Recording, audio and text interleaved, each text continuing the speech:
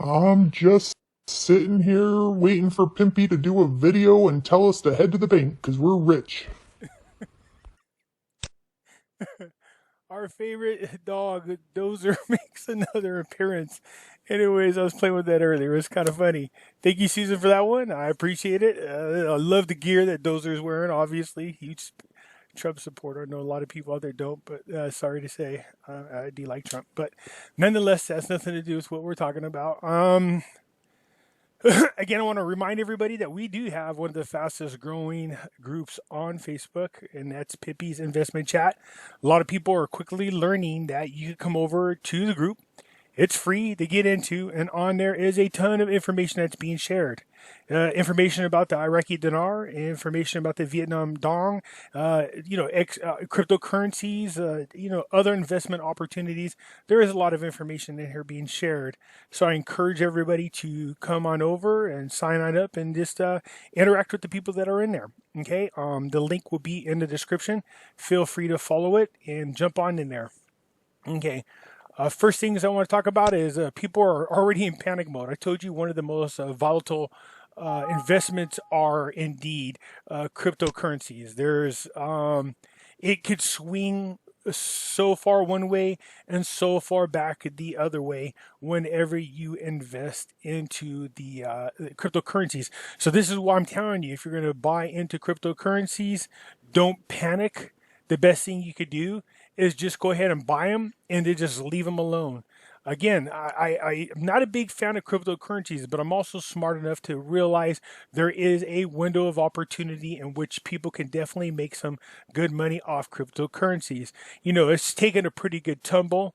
I think XRP itself has jumped up to it was around what 33 cents, and now it's dropped 4 cents. It's down around 29 cents, or it is 29 cents. Ethereum was at $280. It's down to 254. So it's low. If you were thinking about buying, you were hesitating, and right now might be a good time to jump on in. The prices are low, and so yeah, this is normal for cryptocurrencies. There are huge swings up and down. So I tell people when you buy in this, don't watch the market at first. It's just going to drive you crazy. And if you're an emotional buyer or seller, you could lose a lot of money. Okay, so just leave it, let it set, and keep an eye on it. It's going to make its move here. I said it before, and I'll say it again. It's my opinion that Bitcoin is going to it has to be around $16,000, $18,000. It has to in order to keep the miners mining for Bitcoin, um for the rewards to be worth even mining Bitcoin. So, but it has to go up in value, and when it does that, it's going to bring up the rest of the other coins as well. At least the main ones: XRP, Ethereum, Bitcoin Cash, XLM. Those kind usually follow and go hand in hand with what's going on with Bitcoin. Although for a while there, XRP seemed to be doing its own thing, so it was really good. But yeah, just right now, if you bought some, it was at 33 cents and you lost 4 cents. I mean, it probably looks really major to you depending on how much you bought. But I say don't panic, don't sell, don't do anything. Just leave it alone. It will rebound. This is just a market correction.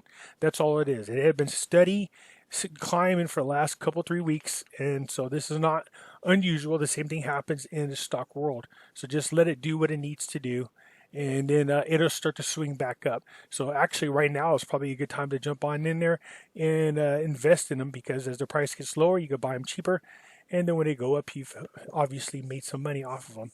Um, I want to talk about this article here. China is literally cleaning their money to stop the spread of the coronavirus. So I told you there's some kind of event that's going to happen. It's probably going to force people. They're going to force people into using cryptocurrencies. They're trying to look for any excuse, in my opinion, to get away from fiat currencies. I mean, when I saw this article, the first thing that popped in my head is, well, here's one good way to force people into digital currency. Just, hey, there's a virus that's going to kill you. I said a major event or something dramatic was going to happen to the economy that was going to force people in the direction they want them to go. Again, I'm not a fan of cryptocurrencies. I don't think it's a long-term investment. Doesn't mean I'm right. It just means that, hey, I'm just cautious and leery of it. Anything in which you could go in and push a button on your keyboard and you've generated trains of it does not make it a viable currency, okay? But again, I do think there's a window of opportunity in which you can make money off this. And again, in my descriptions down below my videos, you could go down there and there's links into the different types of cryptocurrencies where you could buy cryptocurrencies. And on some of those links, if you click them, you could get 10 free dollars. So, take advantage of it. If they're giving away free money, why not? Okay, so anyways, I just thought this was interesting and it just kind of falls in line with what I was talking about. Now, as far as the Iraqi dinar is concerned, we know the names of the cabinet have been submitted and they're supposed to be voting on them by, I think it's tomorrow. So we'll know more by tomorrow. There's not been a whole lot going on worth mentioning or talking about. I did want to talk about the cryptocurrencies because it did take a little bit of a tumble and people were panicking. And I said, don't panic. Just don't worry about it. It does this. As a matter of fact, I told you guys in the video, I warned you that there's a lot of, it's very volatile. So but don't be an emotional investor. Just let it go. Leave it alone. It'll go right back up. The amount of coins you hold doesn't change, just the value does. So if you just hold on to it, eventually it'll swing back up. Okay? So don't panic at it. Don't stare at it. You don't want to do that and drive yourself crazy. Tomorrow is Monday. It is a holiday, but a holiday in the United States for most people, not all. Let's see what happens in Iraq. There should be a lot of news coming out for most of us as soon as we wake up on what has taken place. I see their banks are handing out more rewards for certificates that they've passed. The people are getting trained. They're definitely doing well. We also seen over Valentine's how nice of one of the exchanges to offer to buy your dinar at a higher rate than which it was being sold for. But there's a lot of rumors going on about that. It's kind of hard not to speculate. We know that the amount of currency that they're letting out of Iraq has been drastically reduced. So that's not surprising for them to want to offer more money and then turn around and sell it at a higher level. So it's easy for speculators to go, oh, geez, what does that mean? Does that mean the rate's getting ready to change? Do they know something we don't know? Nobody knows. Let's just be honest. And I don't care who you're talking to. I don't care if you think you got codes that you could push or change everything or whatever damn thing people are out there talking about right now. I swear they got the craziest things. Now, somebody asked me about I made an announcement in one of the videos about the Iraqi dinar being destroyed. And I was just saying it in passing because I was trying to talk about something else. But here's what happened.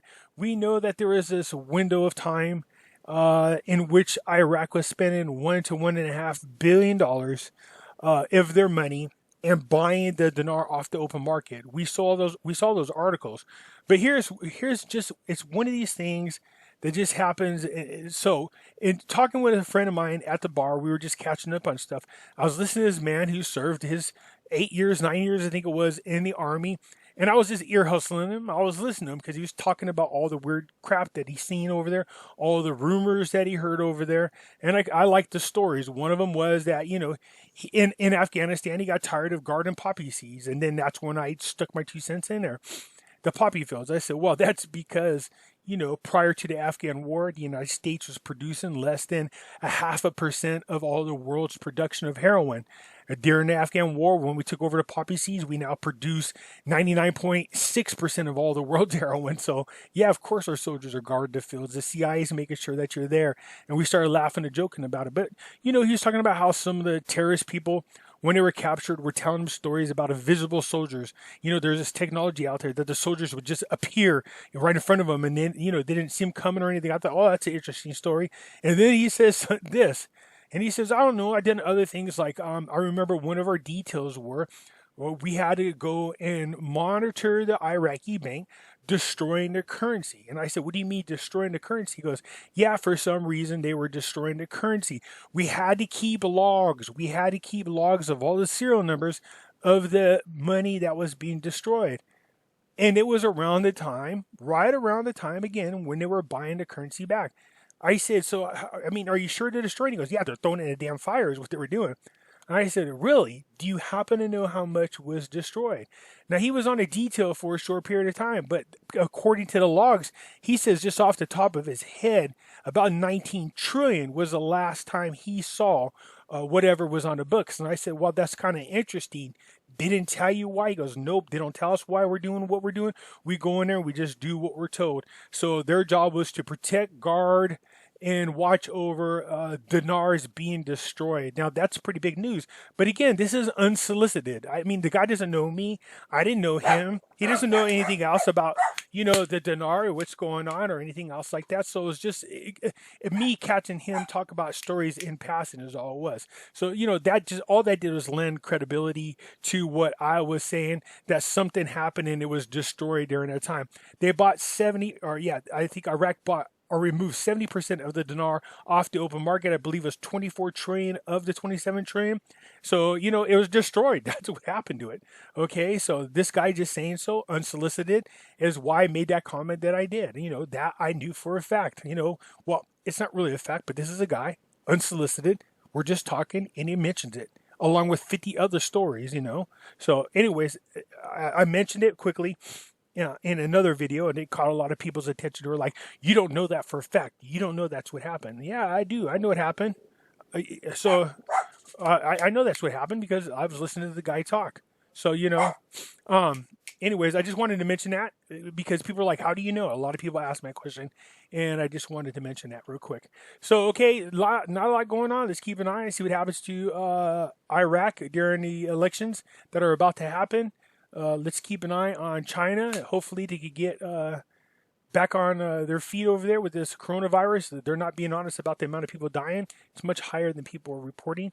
There's a lot of citizen journalists who are reporting that the numbers are in the hundreds of thousands. So that's pretty scary to think about. But I just think it's interesting that I said in order for them to usually push us into a new type of monetary system, they always put them side by side with some major event, some major disaster, whether it's a black plague, something else, something always happens. And then they use it as an excuse. And you're seeing this clean money. Oh, so if they can't clean it, what are they going to say?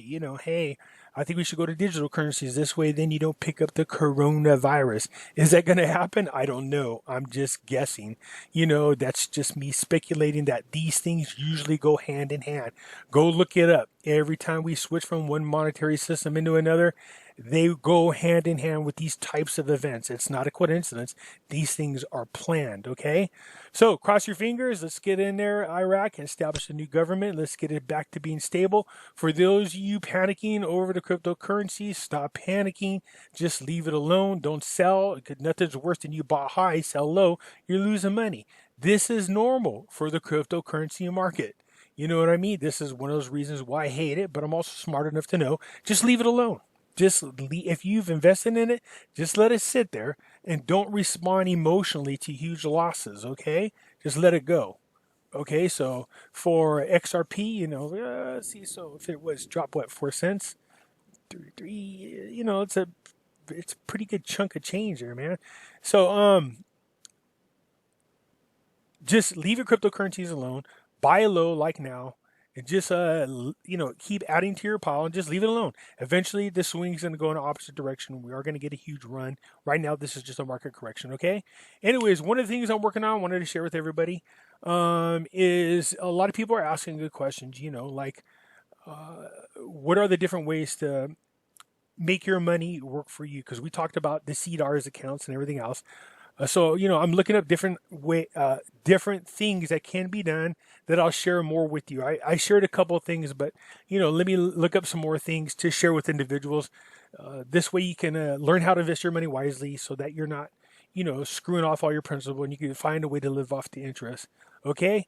Anyways, I'm just recouping. I was sick for a little bit, as you can probably hear in my nose, but there's just not a whole lot going on. I just wanted to touch a little bit on these specific subjects. So I hope everybody's having a great extended weekend. For most of us, there's no work tomorrow on a Monday. Yay. And then tomorrow we should hear more about what's going on in Iraq. All right. Cross your fingers. All right. Talk to you later. Bye.